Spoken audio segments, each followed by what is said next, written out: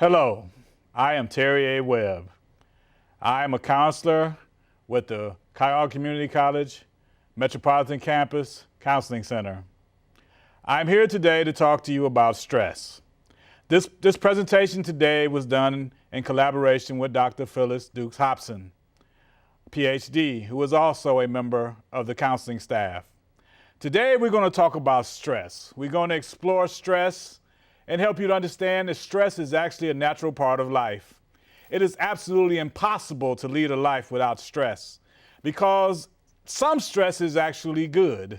You need to know that you need to be to places on time. That is, you need to get up when the alarm clock goes off. You need to pick your children up from school on time. Some stress is actually pretty healthy, it's short-lived, and it keeps you going. And some of it is a natural part of life.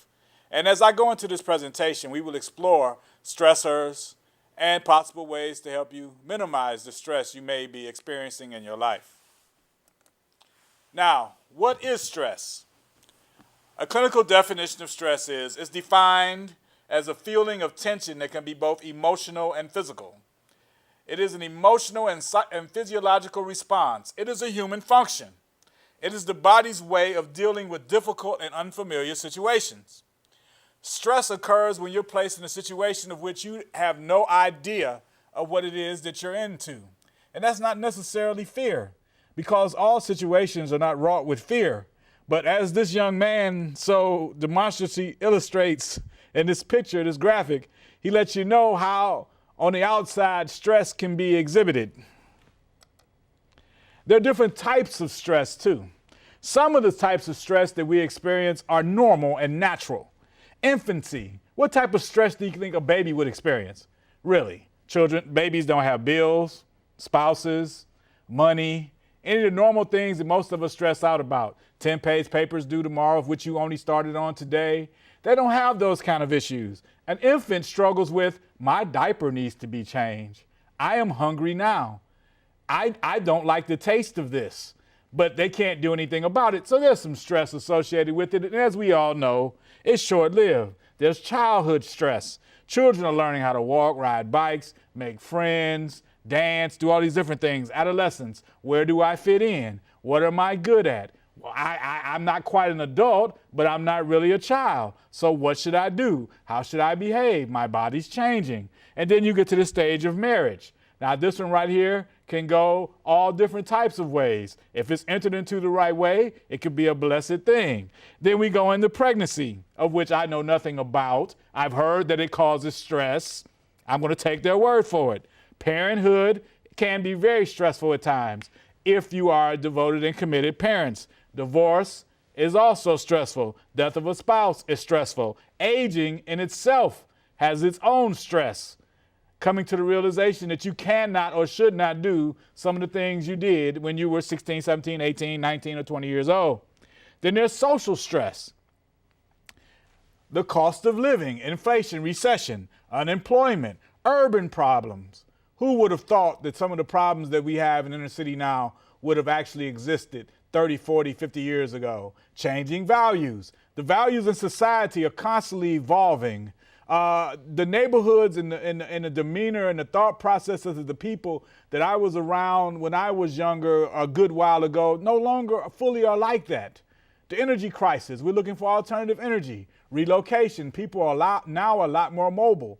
Travel is becoming more and more cumbersome because of inflating gas prices and fuel prices for other modes of transportation. So some stress we have to deal with. Now, there's personal stress. A lot of stress is placed upon individuals how they see themselves. It is actually good to practice positive self-talk. We'll probably get back to that one. How do you feel about yourself? Are your expectations reasonable?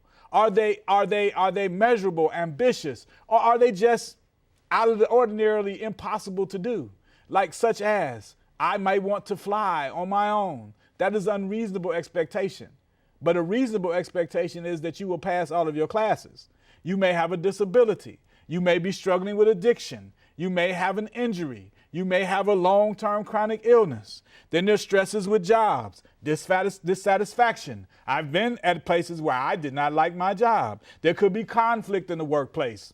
Yes, conflict does exist in the workplace, contrary to what many people believe. It's actually hard to like everybody you work with all the time, as if we don't understand that concept carries over into our families. You actually spend more time with the people you work with on most weeks than you do the people in your home. And the people in your home may get on your nerves. So some stress is normal. That doesn't mean you don't love them or love each other. Work overload. Things happen. Things have to be done. People have a tendency to not do what they need to do, and somebody has to get it done. You may be bored. You may be really, really tired of taking the widget off the left-hand side and putting it on the right-hand side. And you do this all day, every day. Time pressures. You may be giving a task to do by 4 o'clock by your boss or supervisor that is multiple pages, maybe 50 pages or so, is due at 4 o'clock, and they give it to you at 1:30, and you're on your way out the door to lunch. Unclear expectations. This is a point that frustrates a lot of people. They want to know, if I'm going to be evaluated, what are you evaluating me on? What's your rubric or your standard to say I'm doing a good job? This causes stress. Public attitudes. This is something that a lot of people worry about. What are they thinking about me? The only thing I really have to say about that is this: you cannot control what other people think. So then therefore live your life thinking positively about yourself will start to eliminate a whole lot of that stress. Behavioral symptoms of stress: obesity and overeating, increased or excessive drinking of alcohol. And a lot of people do this and they consider it to be self-medicating. If you get to the point where you have to have a drink to go to bed at night, you're starting to develop a problem. If you're getting to the point that you are comfortable and you feel like drinking alone on a regular basis, you might need to talk to somebody. There's a chance of a loss of appetite or anorexia. If you smoke, you'll start to smoke 2 or 3 packs a day. However, nowadays with cigarettes costing nearly $7 a pack, that could be an expensive way to self-medicate. Increased coffee consumption. You may ingest large volumes of coffee because that caffeine makes you feel a certain way that you like. So these are just some of the behavioral symptoms of stress. There's also the chance excessive and continuing irritability with other people. A lot of people struggle with irritability, and it's not necessarily always a symptom of stress, but it is very common. Substance abuse is another one. People have a tendency to engage in things that could potentially compromise their physiological well-being, but it makes them feel good for the moment. In essence, it's a short-term pleasure can bring long-term pain. So you have difficulty making decisions, unable to concentrate. This is very common with people under stress. They can't focus on anything because of the potential pain or the anguish or the angst that they feel inside, and they could have an increased or suppressed anger. Increased anger, they're angry all the time. Suppressed anger, they're passive aggressive or they're just bitter people in general. These are just some signs, and none of these signs happen to everyone at all times. Some may never happen to you at all, but you still will exhibit some type of behavioral manifestation if you are truly afflicted with stress. Stress symptoms include a loss of sense of humor, if in fact you've ever had one. Paranoia, which has to be quickly addressed. Not being able to cope with life, feeling out of control. A lot of people who are really stressed out feel as if I just don't know what I'm going to do. How am I going to focus? How am I going to get better? What will I do? I have no idea how to move forward. This is when you come visit a counselor. They jump from one job to another without finishing things. And when I say job, I should have said task. They can't complete anything because they're always worried, stressed out. So they have a tendency to have a lot of incomplete jobs around their home, in their place of employment. They have a tendency to not stick to things till it's completed. Excessive emotion. Someone who is stressed out may be crying at the smallest of irritations, a paper cut. Someone says something that they don't agree with, or they feel as if they should have did better than they did. For instance, on a test, someone cries because they got a 97 instead of 100 on a test. If you get a 97 on everything for the rest of your life, you will be very happy, healthy, and successful. Behavior symptoms: lack of interest in anything other than work. Some people hide their stress in coming to work all the time. That's what you call a workaholic. If they go home, they have to deal with their stress. If they go outside, they have to deal with things they may not want to deal with. So they bury themselves in their work. Some people call them successful, some call them workaholics. But in all things, there must be a level of balance. See, and they're also too permanently tired, even after sleep. Another very common symptom of stress. People will sleep 5, 6, 7, 8, 9 hours, and they wake up and they're still tired, because they didn't get a chance to go into that deep REM sleep. And another common symptom of behavioral symptoms of stress is decreased sex drive, or libido. A lot of people who are suffering with stress have a tendency to have no interest whatsoever in sex. And stress can lead to nail biting. That one most people are aware of. Now, signs of stress could be chest pains or palpitations. Some people really think that they're having a heart attack. Migraine, frequent headaches, and tension headaches. Headaches can emanate from the frontal lobes all the way to the back part of the neck. You may have indigestion. This is very common. They call it heartburn. You're not processing food adequately because stress is causing you to increase the amount of acid inside your stomach. Nausea. You feel like you want to vomit. You're unstable. And heartburn, we talked about that one. You could lose your appetite. You could become constipated. You may have diarrhea. You may have stomach cramps. You may become shaky or tremor or have nervous twitches. You may not be able to stop tapping. You may have muscle cramps and spasms. All of this is the result of stress in the life of a person that's unresolved. And once again, you do not have to have all the signs of stress, but anytime you get either one of these, you should investigate what it is that is going on. And in keeping track of stress in one's life, one has to be honest and open and willing to admit that they either don't understand something is out of control, and you have to fervently seek help from individuals. That's why counselors and people are around to assist you and to help you process some of the events in your life that may not make sense to you. And this is very common. A lot of people have shame with this. There is no shame in you coming to a situation of which you don't know what to do. A very common situation that a lot of people deal with is that they don't know how to raise their children. It is stressful. It is hard to be a responsible person if you've never been around role models or anybody to show you how to be a father, how to be a mother, how to care for a child. This is why it is important for us to seek help, to seek guidance and advice from individuals who are in a position to offer clear, honest, integrity-based advice. And when you come into a crossroad in your life and you just don't know what to do, and you want to throw your hands up because you just feel as if life is unfair and things aren't going your way, and you don't understand because you're doing everything you can the right way as best you know, this is when you seek professional help. And there's no shame in it, because confidentiality is a must, and it is ensured to you that you must be willing to go in. And counselors, unless you talk about something that is criminal, it is generally always confidential what it is that you discuss. But stress long-term can have serious long-term side effects that could alter the quality of your life if it is not dealt with in a reasonable amount of time.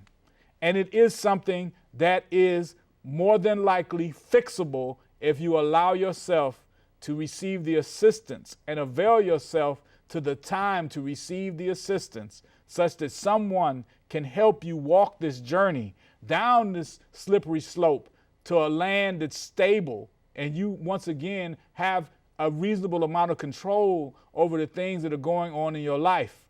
But I tell you this too, there's never a time in your life where things don't happen unexpectedly. So we have to learn coping skills and strategies that I'm going to get to in a few to help you deal with things as they come, because life happens. It's on a bumper sticker. I've seen it in commercials. And a large part of our success is going to be governed by how we respond when life happens. See, one of the things in society that a lot of us make mistakes in, it's not the idea that something bad happens, it's how do we interpret it.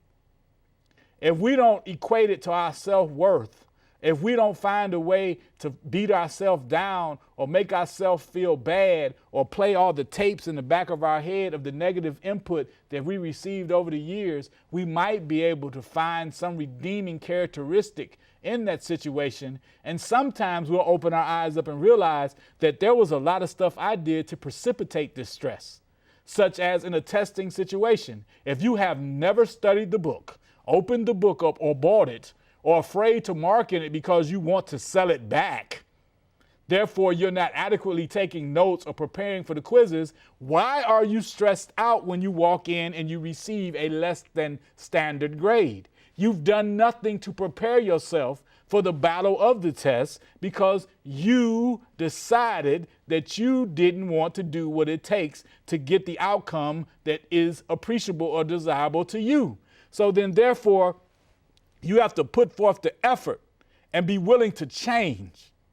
And this is where a lot of people get stuck. Change is necessary.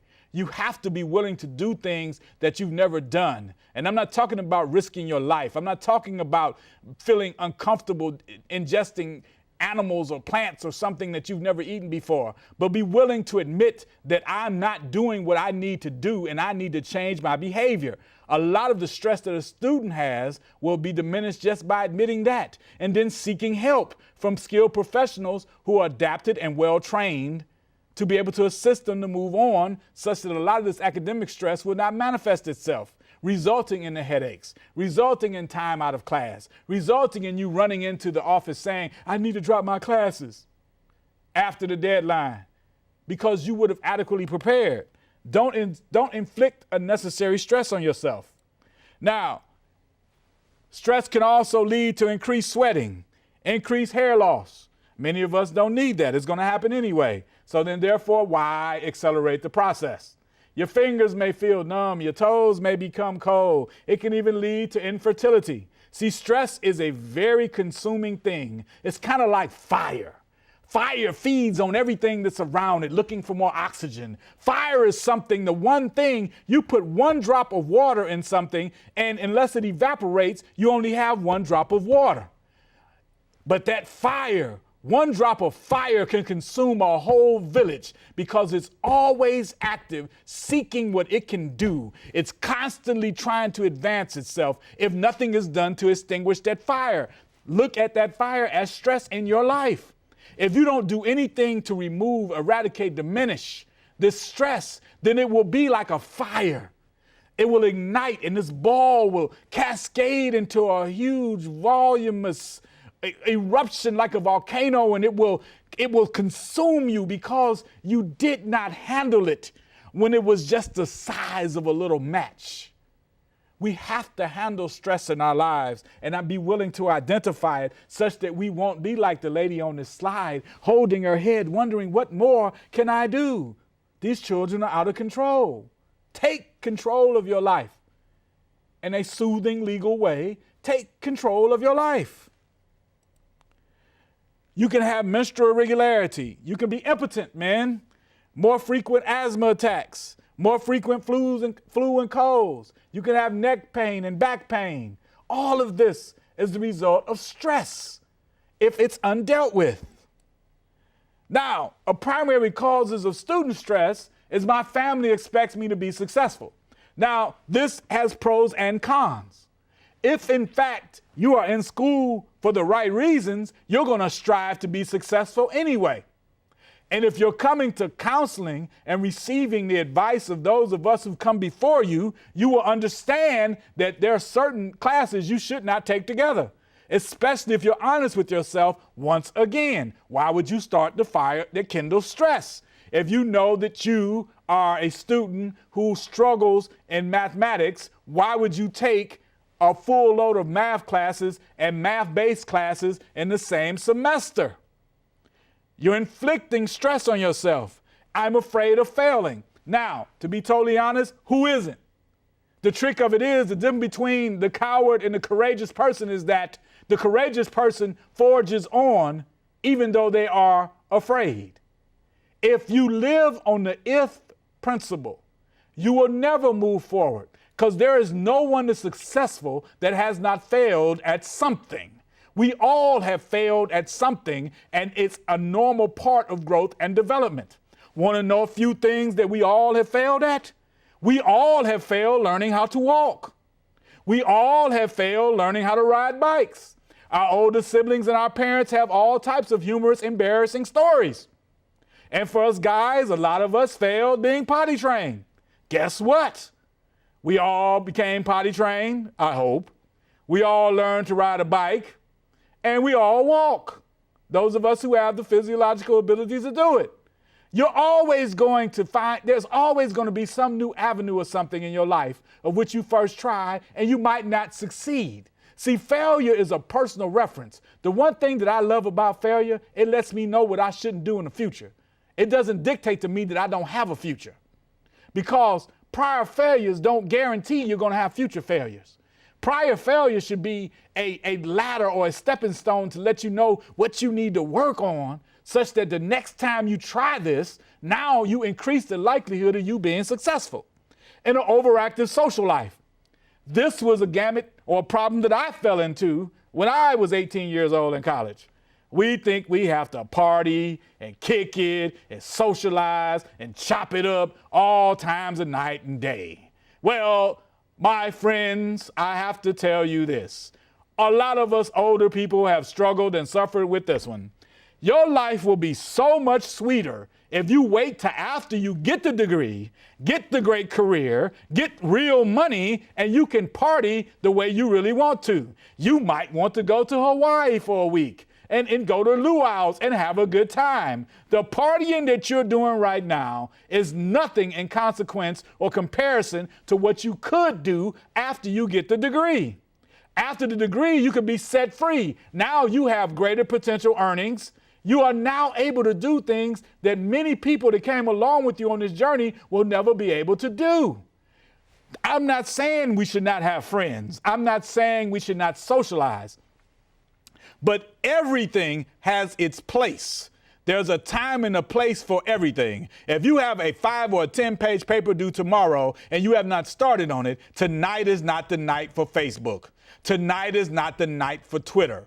Tonight is not the night for Skype. Tonight is not the night for you to go to the bar, the club, or wherever you hang out at and just sit around, talk, chop it up with your friends. Tonight is the night that you say, I'm going to run my destiny. I'm not going to let the fireball of stress consume any more of my life. I'm going to go home. I'm going to handle my business at the library. You're going to have to make a conscious decision to do what it is you need to do. Now, on the back end of that, you should never wait until the last minute to do anything.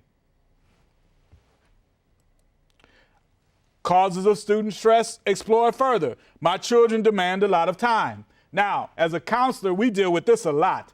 When you start school, this is why it is absolutely imperative that every student comes into the counseling office and develop a rapport with the counselor, such that we will get to know you. It's not like a doctor, but we get to know you and we can help you process some of these things that are going on. It is difficult to go to school if you're a single parent and you have children and different things. But if you come into our offices, we have a whole lot of well-trained, licensed individuals who are willing to sit down and help you decide, should you be full time? Should you be part-time? Have you considered that junior gets out of school at this time? Have you done this? And I know it may seem trivial, but when you process it with somebody else, a lot of times speaking stuff out loud helps you understand the parts that you are missing. And I do not do well with deadlines. That is one you're not going to get around. You're in college to get a higher education, and you're also in college to increase the likelihood of obtaining vocational or career employment. Deadlines are a part of life, and if you stop waiting to the last minute, the stress of deadlines will be minimized greatly. My partner needs a lot of my time. Now, if you're not married, I'll leave that alone.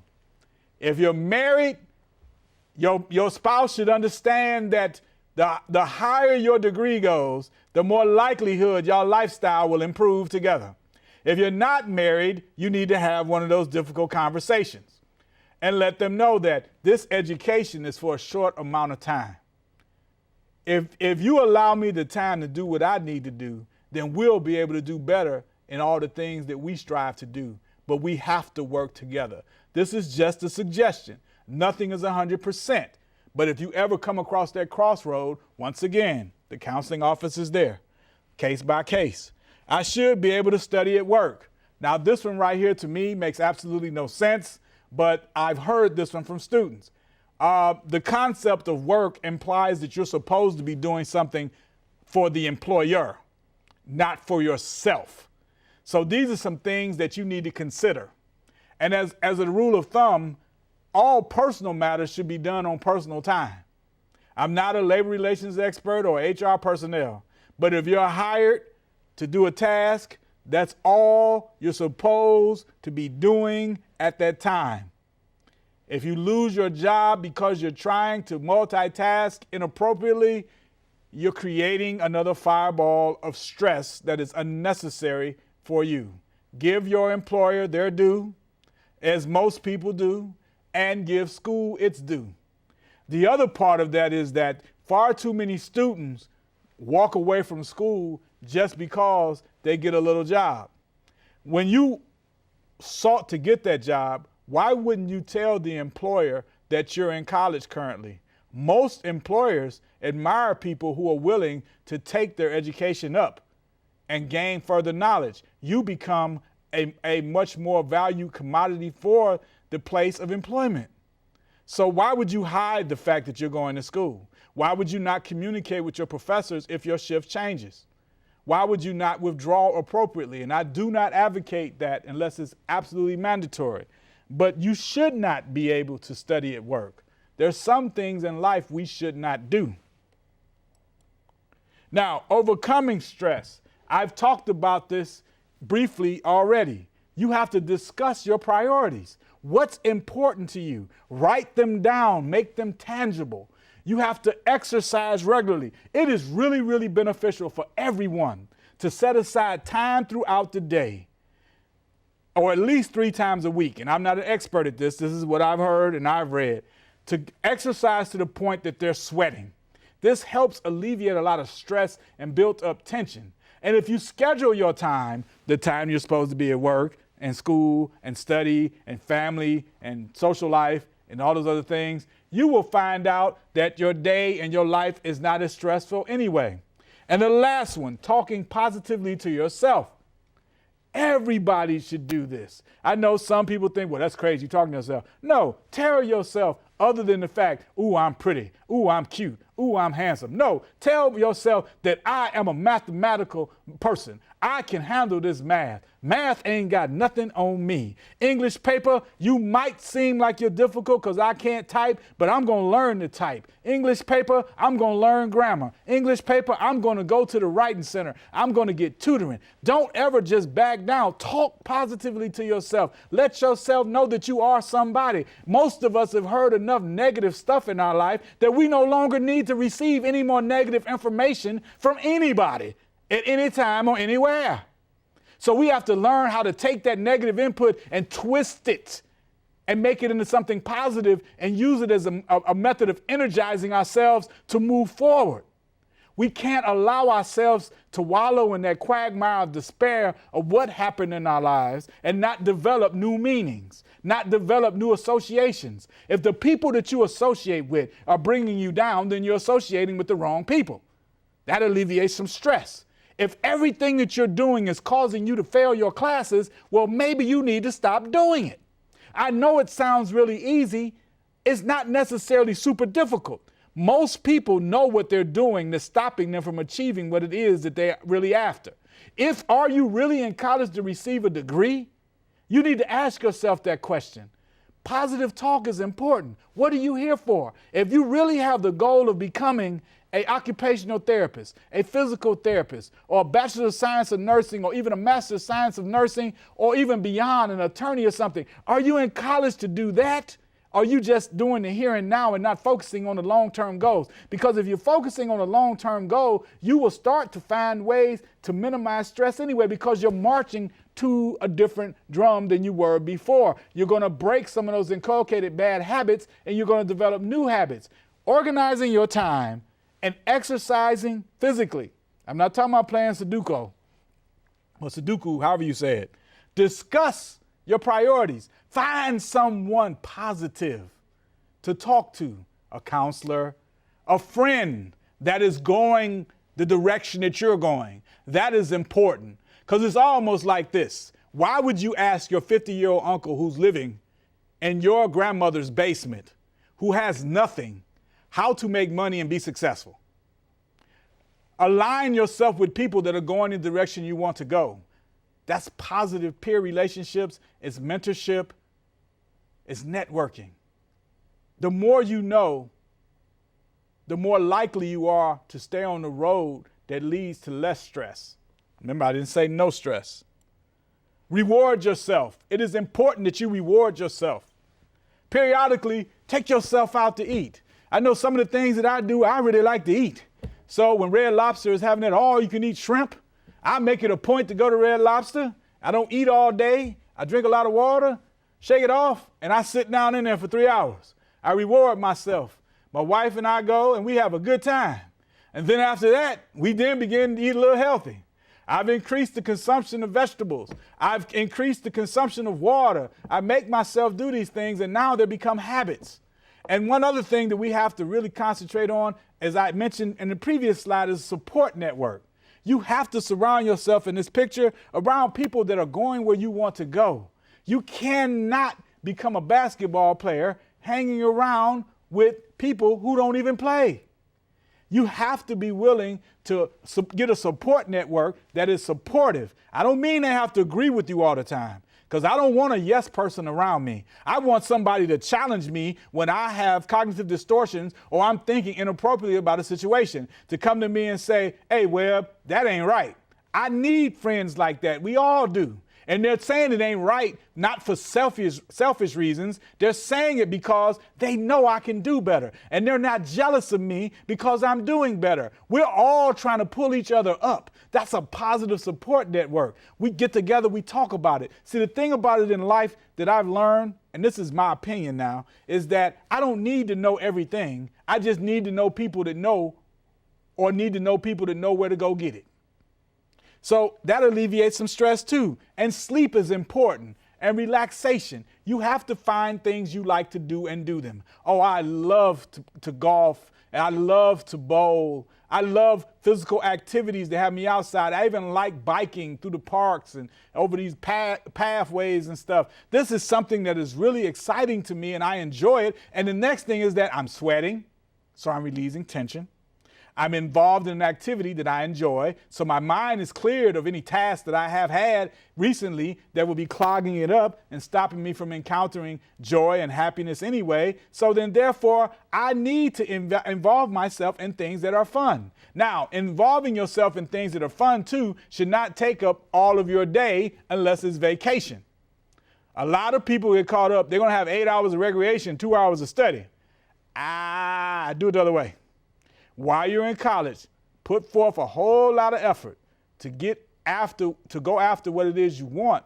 And then afterwards, when you get it, there is no better feeling that any individual can have, especially one that was subjected to ridicule, one that was subjected to people not believing in them, one that came up dirt poor, one that's overcome all types of obstacles, negative input from instructors and teachers, and people that come from neighborhoods where they said, you never gonna be nothing. Nothing is more thrilling than to walk across a stage with a cap and gown on, and you open it up and your name is on a degree saying X amount of this degree is conferred upon, blah, blah, blah. That is a very thrilling, once in a lifetime experience each time you do it. So don't allow stress to deprive you of that ultimate high in life of accomplishment because you have achieved the dream of earning a degree. See, stress will debilitate, stress will destroy, stress will keep you in a place that you will never enjoy real happiness. So whatever you do, keep your life, try to keep it organized. Find things you like to do. Be sure to involve yourself with people who are positive, who are going the direction you want to go. Sometimes you got to shake the haters off so you can move forward. You have to do this. If not, if you keep doing everything that you've always been doing, you will always have what you have now. And very few of us want exactly what we have now 10 years from now. Even Bill Gates wants something different, if nothing but to make Microsoft bigger. Everybody wants something, and everybody is worthy of something. But stress will destroy your life if you don't deal with it. And stress is one of those things that you have to deal with, because if you don't deal with stress, it will be like the 800-pound gorilla in the room, people trying to walk around. I love that commercial like that, because the gorilla has not always been 8 feet tall, 800 pounds. The gorilla at one time was an infant ape. And that problem got a chance to manifest and grow and feed and nurture. And it was 100 pounds, 200 pounds, 300 pounds, 400 pounds, 500 pounds, 600 pounds, 700 pounds, 800-pound gorilla in your room now. And it was the same gorilla that was there at 50 pounds when it was an infant. But you didn't deal with it. Deal with your stress. Seek professional guidance and assistance. Find things you like to enjoy that are reasonable and safe. Organize your life. Seek help. Counselors, psychologists, instructors, the Learning Center. Seek help from individuals that can help you organize your life, which will definitely improve the quality of your life. Seek and spend time doing the things that you need to do for 2 to 3 years. And then you can take the rest of your life to enjoy your life because of the fruits of your labor. Don't deprive yourself of anything. Increase physical activity. I'll talk about that. Proper nutrition, social support system, relaxation. And if none of these work, always consult a professional. You're here at Tri-C. The counseling office is in the Student Services Center, room 130. Make it a point to get to know one of us over there so we can help you. We are there to help you. We will not judge you.